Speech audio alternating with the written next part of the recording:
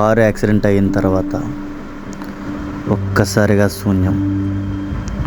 ఆ కారులో నేను, నా వైఫ్, నా పాప కూడా ఉన్నది. ఏం జరుగుతుందో తెలీదు, ఎలా జరిగిందో తెలీదు. అంతా చీకటి.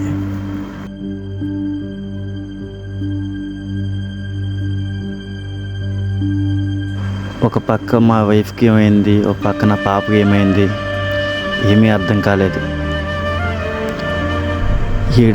ఏడాలో తెలియలేదు, నవ్వాలో తెలియలేదు. అసలు ఏం చేయాలో కూడా అర్థం కాలేని పొజిషన్.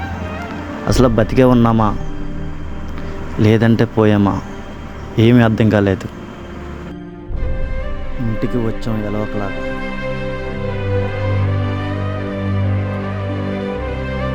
ఆ కారు చూసి అసలు బతికే ఉన్నారా ఏంటి, ఎంత దూరం ఎలా వచ్చారు అన్నట్టే అందరూ జనాలు చూశారు. అది జరిగిన కొన్ని రోజులకి మళ్ళీ స్టార్ట్. ఆ యాక్సిడెంట్ తర్వాత కొన్ని రోజులకి స్టెప్ బై స్టెప్ మళ్ళీ దిగిపోయా. ఎలా ఎదిగానో అలాగే దిగిపోయా. మొత్తం ఫైనల్స్గా మొత్తం లాస్. ఏం చేయాలో ఏం అర్థం కాలేదు. మొత్తం పడిపోయా కింద. సడన్గా పరిస్థితులన్నీ తిరగమారైపోయాయి. ఫైనాన్స్లో చాలా ఇబ్బంది అయిపోయి కనిపించే ప్రతి ఒక్కరి దగ్గర నాకు సాయం చేయండి అని అప్పటికే ప్రతిరోజు తిరుగుతూనే ఉన్నా. ఏమీ అర్థం కావట్లేదు.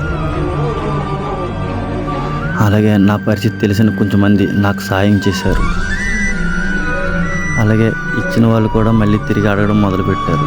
నాకేమీ అర్థం కావట్లేదు. ఎలాగా ఏంటి ఎలాగా, నా కుటుంబం అంతా కష్టపడింది కానీ ఏమీ అర్థం కావట్లేదు. కొంచెంమందికి నా దగ్గర ఉన్న డబ్బులు ఇచ్చేసా, ఇంకో కొంచెంమందికి ఇవ్వాలి. నేను మళ్ళీ ఎవరి దగ్గర ఎంత తీసుకున్నానో వాళ్ళందరికీ మళ్ళీ తిరిగి నేను ఇచ్చేస్తాను. నేను కట్టలేని పొజిషన్లో నేను కొంచెం దూరంగా ఉన్నాను. తిరిగి నేను మళ్ళీ వస్తా. వచ్చి ఎవరి డబ్బులు వాళ్ళకే సెట్ చేస్తా. కొంచెంమందికి ఇవ్వాలి. వాళ్ళు నన్ను నమ్మిచ్చారు కాబట్టి నేను వాళ్ళకి తిరిగి నేను ఇవ్వచ్చే బాధ్యత నాది. వస్తాను, మళ్ళీ కలుద్దాం.